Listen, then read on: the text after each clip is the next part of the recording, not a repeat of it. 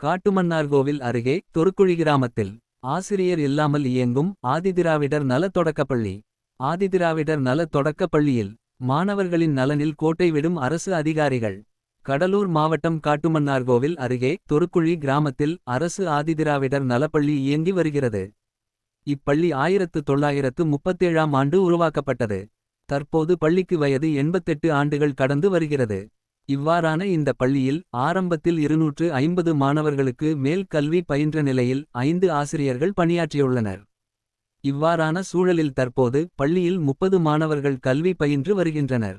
இவர்களுக்கு ஒரே ஒரு ஆசிரியர் மட்டும்தான் வகுப்பு எடுத்து வந்தார். அவரும் கடந்த 3 மாதங்களுக்கு முன்பு பணி ஓய்வு பெற்று விட்டார். இந்நிலையில் கோடை விடுமுறை முடிந்து பள்ளி திறந்தபோது பள்ளியில் ஆசிரியர் இல்லாமல் மாணவர்கள் தாங்களாக வந்து வகுப்பறையில் அமர்ந்தனர். 2வது நாளாகவும் அதே நிலை நீடித்தது.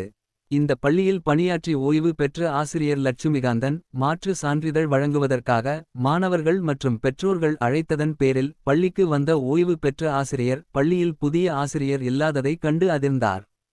இது குறித்து ஆதிதிராவிடர் நலத்துறை மற்றும் மாவட்ட நிர்வாகத்திற்கும் தகவல் தெரிவித்தார். அப்போது அவருக்கு ஆதிதிராவிடர் நலத்துறை சார்பில் உத்தரவு நகல் வாட்ஸ்அப்பில் அனுப்பப்பட்டது.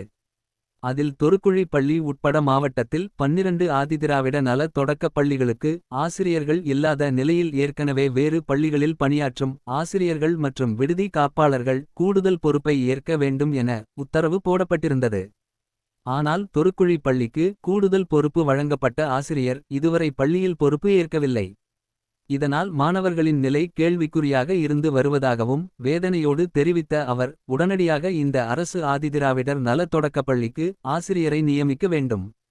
மாணவர்களின் கல்வி நலனை பாதுகாக்க வேண்டும் என கோரிக்கை வைத்துள்ளார். தனக்கும் தற்போது இந்த பள்ளிக்கும் சம்பந்தமில்லை என்ற போதிலும் இந்த பள்ளியில் பணியாற்றிய ஆசிரியர் என்ற மனவேதனையில் இதனை தெரிவிப்பதாக அவர் வேதனையோடு கூறினார்.